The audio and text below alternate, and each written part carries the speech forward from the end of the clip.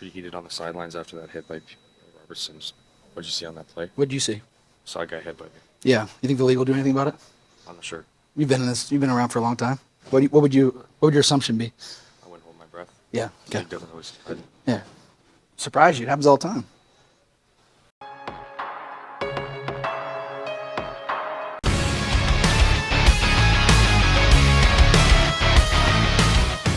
Good morning, afternoon, and evening, ladies and gentlemen. Welcome back to another Bomber video. However, this one's a bit different as I'm actually just recording this out of our hotel room. Yeah, you are. Yeah, there's Zach. Of course we are. So audio quality is probably going to be a lot worse now. It is what it is, though. But yeah, I was at the Labor Day Classic here in Regina, and it was quite something. We had a good drive here. They had a store set up in Brandon actually on the way here that we weren't expecting, and set up outside the Tim Hortons, which is probably one of the most Canadian things you will ever see. But yeah, so this is actually my first time here at Mosaic Stadium, and I gotta say, holy shit, it is a nice stadium. Like, I think it actually narrowly beats IGF for being the nicest one. Like, it was made by the same person, and they kind of like any issues that they had with IG Field, they'd kind of like figured it out by the time they did this one. They learned from their mistakes. Not in the concrete, but they had to replace millions of dollars with both. But that's a side point. Someone can ask me about it if they're interested. But anyways, Labor Day Classic, Bombers have won the last two, and they come up short today. And there's a lot of things I have to say about it. There's a lot of blame to go around. I'm not saying there are things that I am annoyed about, but the fact of the matter is that we did not show up for the first half of this game, no matter what. Even if there were certain plays that were, I maybe didn't agree with. But anyways, let's start the game here. So the Riders would start with an onside kick to start the game. Here we go. Oh, they're going for the onside kick.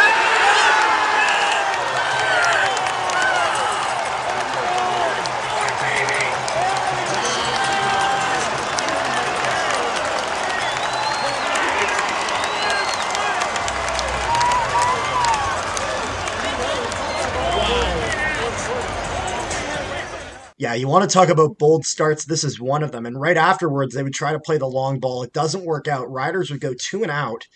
And it would be our first turn to go. And I got to say, it was loud. And it was pretty much exactly what I was expecting when I was loud. About pretty close to how loud it is at IG Field. It's not that far off.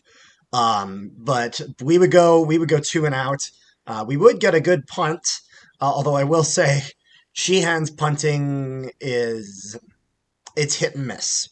He's not a bad punter. It's just like you really don't know what you're going to get with him, and so it's just kind of shaky. But Calera's would come off a little rattle at the start as he would throw a pick.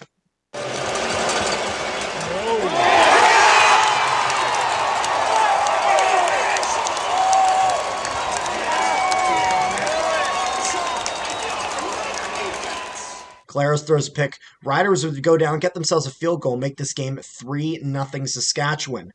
There would be an incredible run by Brady Oliveira.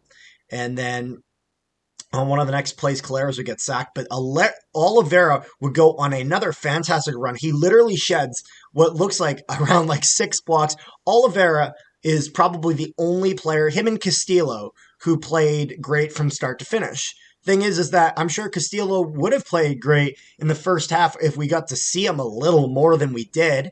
And it's just because a lot of ours, we just if we'd gotten an extra 10 or 20 yards, we would have been in field goal range, but we just didn't get there, and we were shooting ourselves in the foot. And we were hesitant to throw the ball after that Calera's pick. But it's one of those things where you can't just not use the best receiving core in the CFL because you got a little rattled off of one play. You gotta kind of shut up, focus in, and get it done.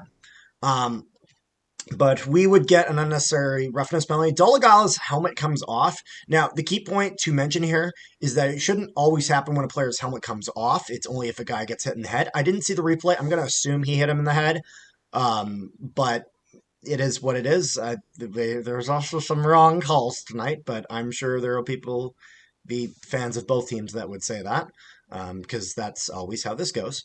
But we go into the second quarter, and Dalton Schoen would get an air pass, and he drops it. There were two passes that Dalton Schoen got. He got one in the first, one in the second quarter that he really should have had, and he dropped. And you could tell he kind of gave himself a little bit of heat for it.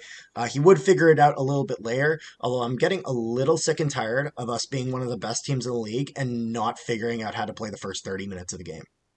Like, what's going on here? Like, can we have a lead for once? That'd be lovely. Like, but we just can't figure it out.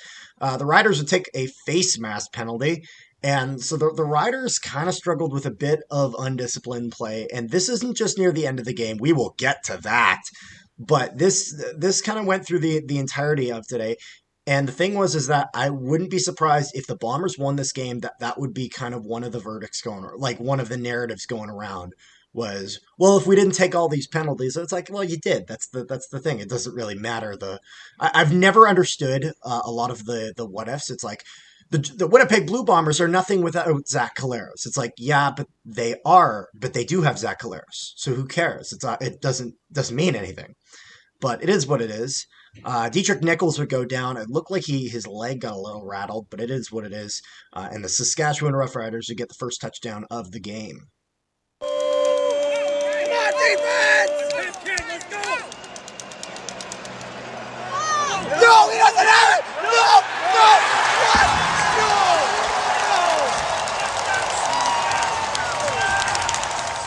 The convert would be good, and it would be 10-0 Riders.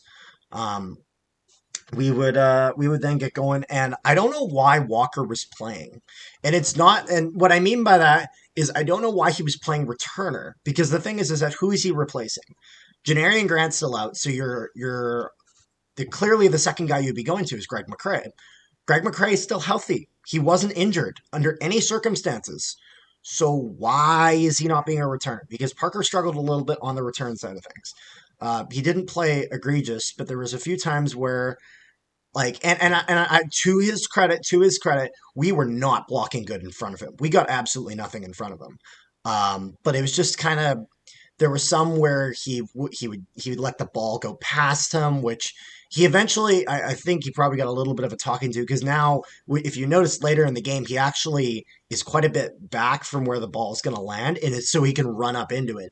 Because if you're running up into it, you have the momentum going forward. The worst is when you have to turn around and run back, because now you don't even see the play, and by the time you have the ball, you have no idea where your blocks are. Although I will say, there wasn't that many of those blocks. It is what it is. We would get on the offense, though, and Nick Dembski would make himself a fantastic one-handed catch. Oh, no, it's not.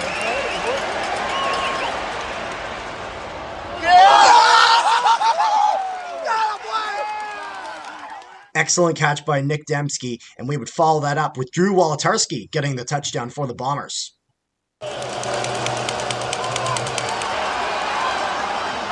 Oh, he's going for it! Yes! Yes! Yes! I'm sorry about your foot. Touchdown, and the convert is good. 10-7 for the Roughriders. The Riders would then push down the field. Brett Lothar would get himself a field goal, making this 13-7 for the Riders. And then Adam Biggill would get himself a sack, and the half would finish at 13-7 Riders. So what are my thoughts on the first half? Drizzling shits. Got nothing in the first quarter. Nothing. Not even a field goal. Nothing. Second quarter, we got a touchdown. We had one good drive where we went 3 passes all the way down. Oliveira played fantastic through all of this. But the thing was is that our play calling was a bit predictable. There were times where I was just kind of like, I don't know, Buck Pierce, I think we should really go for something a little more bold. Because, I mean, look what Saskatchewan did. They came out bold at the start of the game, and it paid off. I'm not saying you should go for the bold play all the time, but it was one of those things where we were getting a little bit predictable, and they could tell that we were a little rattled by throwing that pick early. So it was one of those things where if you want to turn that around, you showing that you're kind of backing off and showing that you're rattled is not the best. It is what it is, though. So we'll get into the third quarter, and we would have 2 consecutive sacks to start off. I was very happy with that. And then it would just seem like like afterwards, there would be some plays where I was a little bit annoyed with the lack of effort. Like, for example, there was one play where Dolagala throws, reception, I believe, by Emilis, and I see Brendan Alexander, safety, comes down to make that play. Winston Rose is standing, waiting to see what happens. And I understand that he's trying to make sure that he can't escape one way or the other, but help him with that tackle. Like, the second you see him get on him, move on him. We don't have one guy making the tackle. Until the play is over, every single player should be going on that guy to get that tackle. Because the thing is that if you have one guy go in and he misses, now you have a one-on-one. And, receivers, they know how to get around that. They're not stupid. And Emilis is a guy who's performed really well for the Riders. So it's one of those things where if we're just going to stand around waiting, it's not doing us any good. We have to make sure that we bounce on that. The Riders would get themselves a field goal, make this 16-7. And this is where I was just like, the offense has got to get going because we're not doing as much as I would like on defense, and the offense hasn't done much. And then at this point, Patrick Neufeld takes a holding penalty, and honestly, at this point, I was starting to get pretty annoyed with it because this was after seeing all the Rider penalties, so I was just seeing penalties all over the place, and then just seeing that we were getting involved in that. I'm like, just don't we need points, we don't need penalties. And then Saskatchewan would take a defensive pass interference, and it'd be first down us. And I was happy we got the first down. I would prefer if it wasn't I wish we would just catch the ball sometimes. It wasn't huge pass interference, but it was pass interference. It was a red call. Amazing catch for Dembski. Oliveira would keep it going and get the touchdown for the Bombers.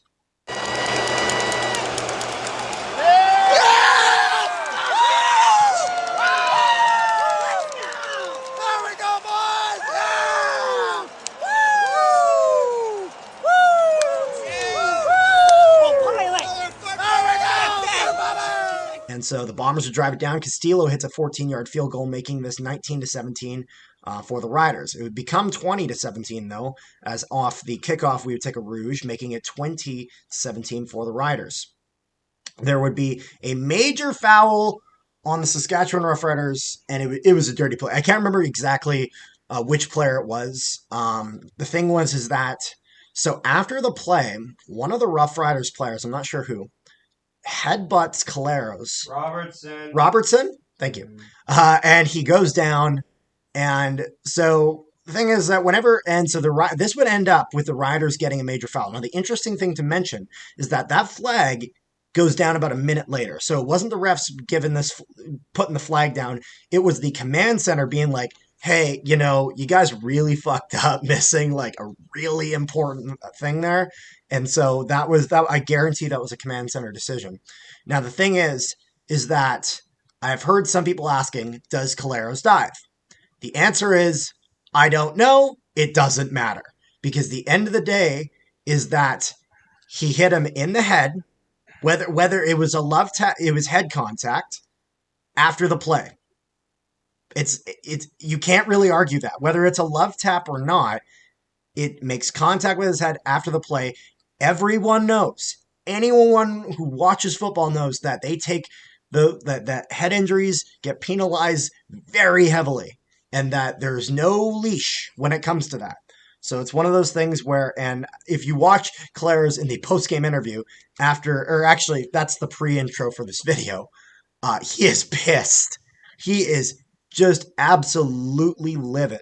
And so it's one of those things where I'm curious to see if the league does anything. They might not. We've kind of see the league go both ways on this. It is what it is. But with that, Dakota Prukop would get himself a touchdown.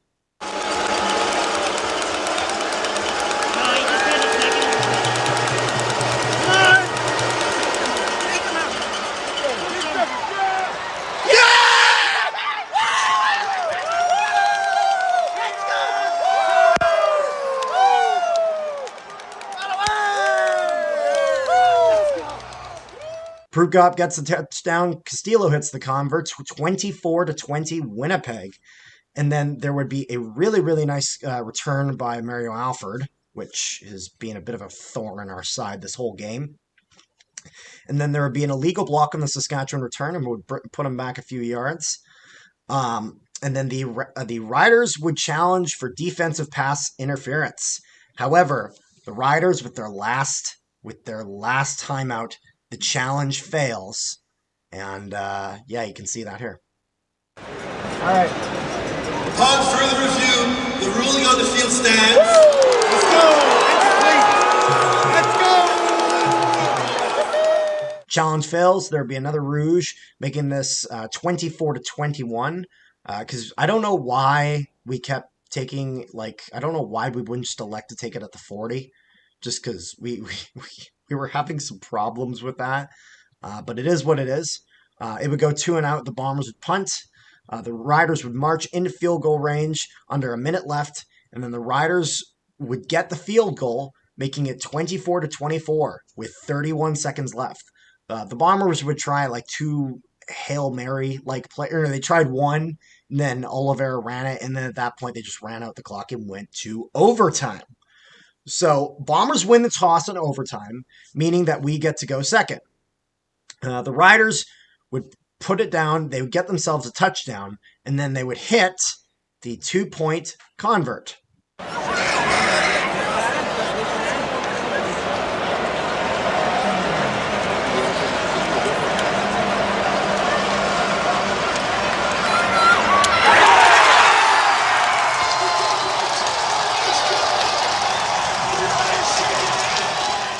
I think that hits the ground. I really think it does. And it's one of those things where I was a little annoyed with the fact that it doesn't even look like, because the thing is, when there's under 2 minutes left, every play is reviewed in the CFL.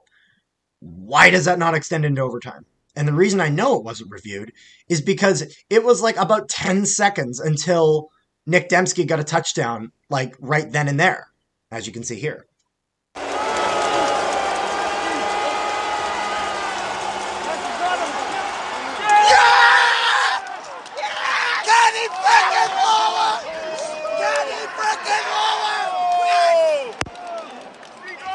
So, not Dembski, Lawler. Kenny Lawler gets a touchdown, my apologies.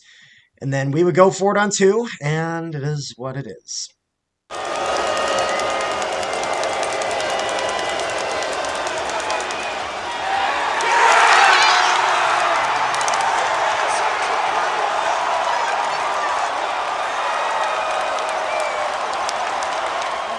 So we would go for it, and the Riders would win by a score of 32-30.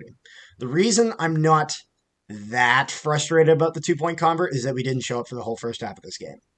So it is what it is, but yeah, I mean, overall, it was a fun time coming here. The Saskatchewan fans, for the vast majority of them, were very, very nice, very, very nice people. The people I was next to and around were absolutely lovely, and it's something that I would enjoy doing again. I think, hopefully we get a win next week. We can clinch the playoffs, and they're going to have to deal with a very pissed off Zach Collaros. So we'll have to see how that translates into next week's Banjo Bowl. Make sure you guys check out that video when that comes out, and make sure you guys like, share, and subscribe if you have not already. And I will see you guys next time.